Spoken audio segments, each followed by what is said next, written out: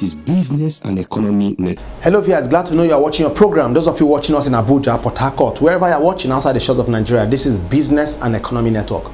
My name is Peter Moche. In continuation with our ongoing report on the beauty industry in Nigeria, today on the program we have the National President of Nigerian Institute of Town Planners, and not left out is the National President too of the Architect Registration Council of Nigeria. And we also have the CEO of Mansur Atiele and also the Executive Director of Dantata and Sawoe. They are all in the house today to lend a voice on this very unique topic on the beauty industry. I'll be back after this time, and please don't touch it down.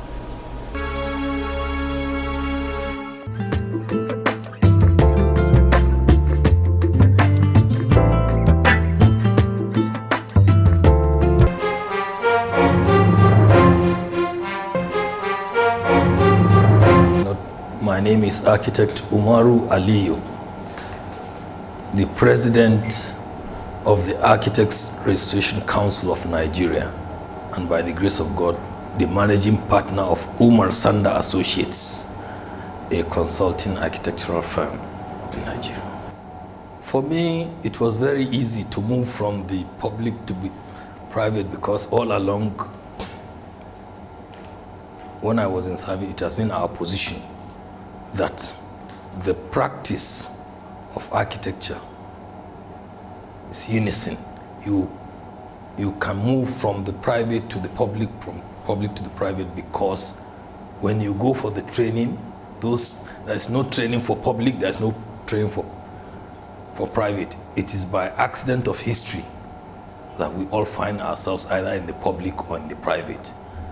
We had done so much together, public-private, to the extent that when I left, few days before I left, that was the time I registered Umar Sanda Associates in October 2009, and since then I've been on it, and it's just changing caps, different medium of operation.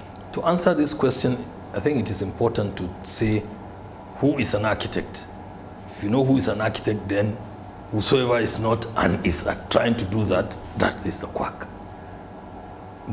An architect is that person who had undertaken and approved a program approved by the Architect Registration Council of Nigeria and acquired a qualified and approved qualification, after which he passes the professional practice competence exam set by the Nigerian Institute of Architects on behalf of the council. When he passes, he is then fully registered and therefore licensed to practice architecture in this country. And every year, because we organize CPDP where the architects go and update their knowledge, this practice license is renewed.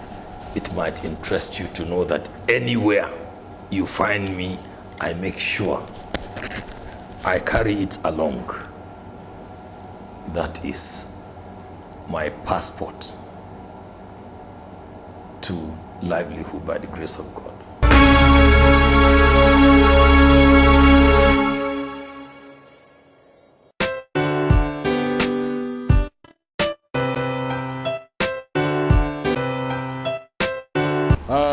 My name is Steve Onu, the National President of the Nigerian Institute of Town Planners. I was elected first in 2012, this October, and re-elected last year at our national conference in Owerri for a second term.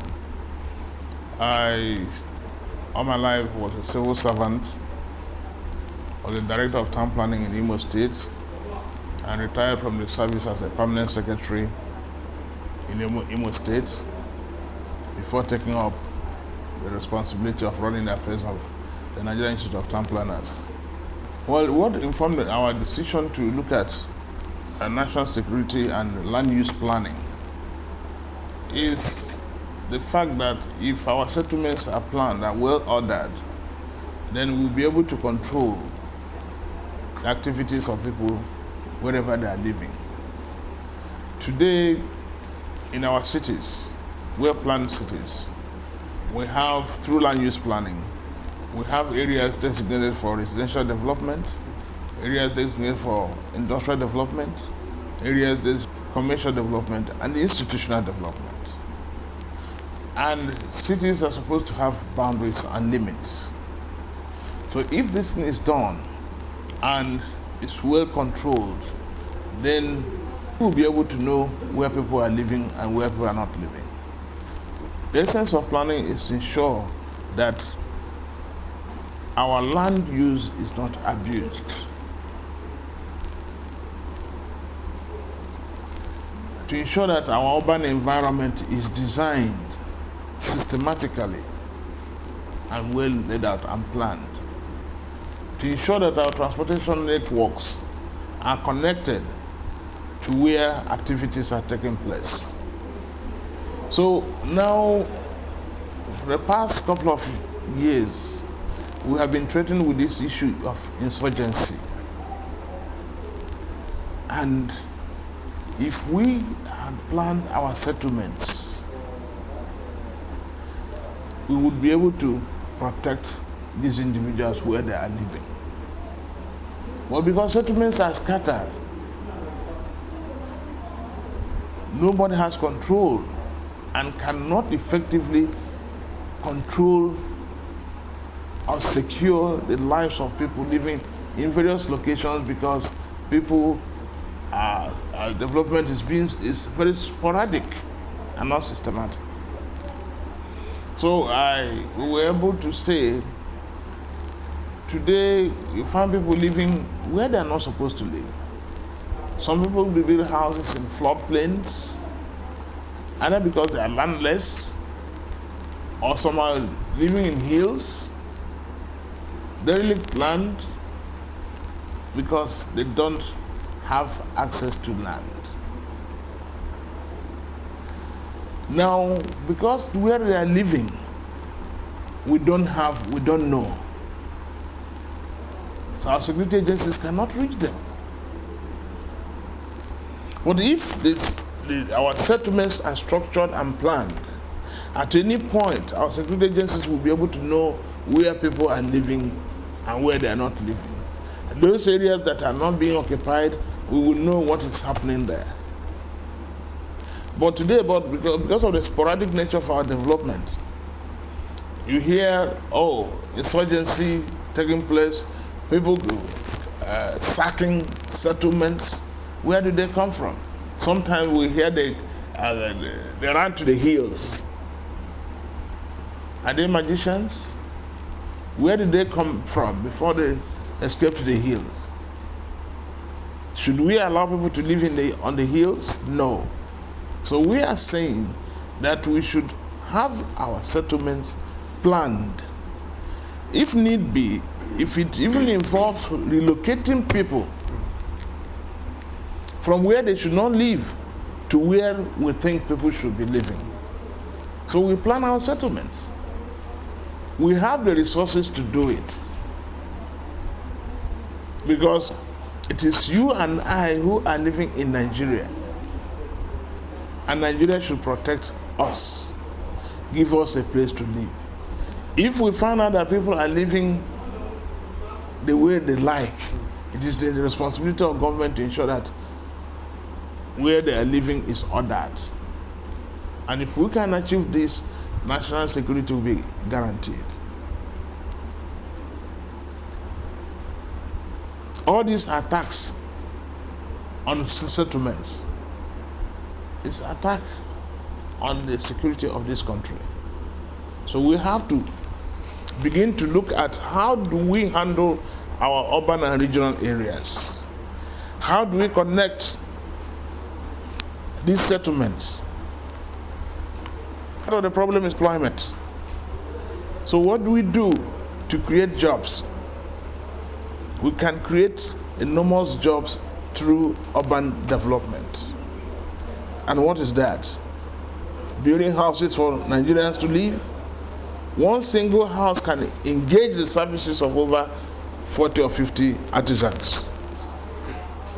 So if we come up with an aggressive, we have already a housing policy, but if we begin to implement the content of the federal government's housing policy, we would have touched so many lives.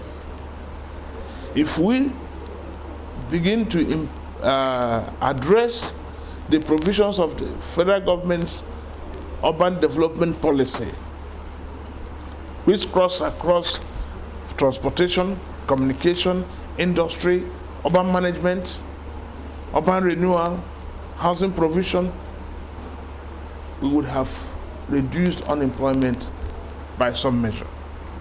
Because those who are going to be involved in transportation, construction, network, whether it's aviation, whether it's highway, whether it's railway or waterways, will involve employment of Nigerians.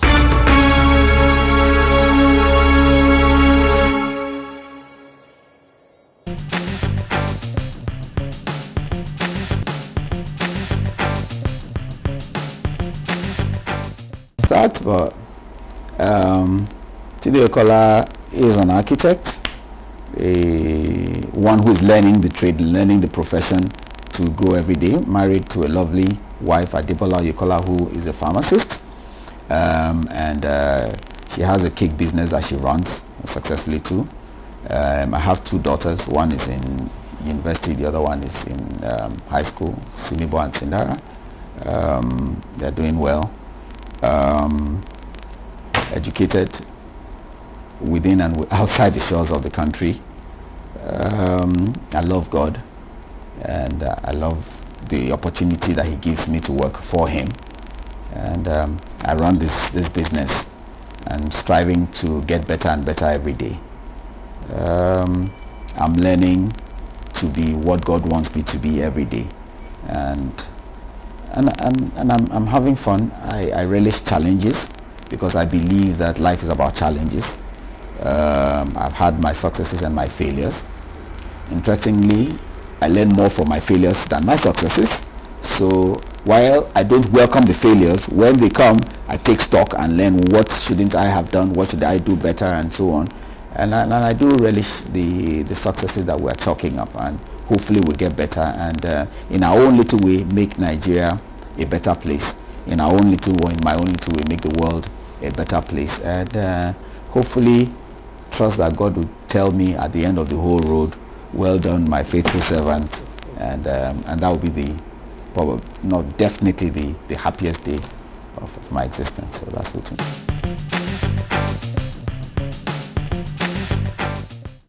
When you say project failure, for me, project failure is not only when the building has collapsed. There are different aspects of project failure. When you define the project and say this is the end game, once you don't hit the end game, you're failed. So when you have an abandoned project, it's a project failure.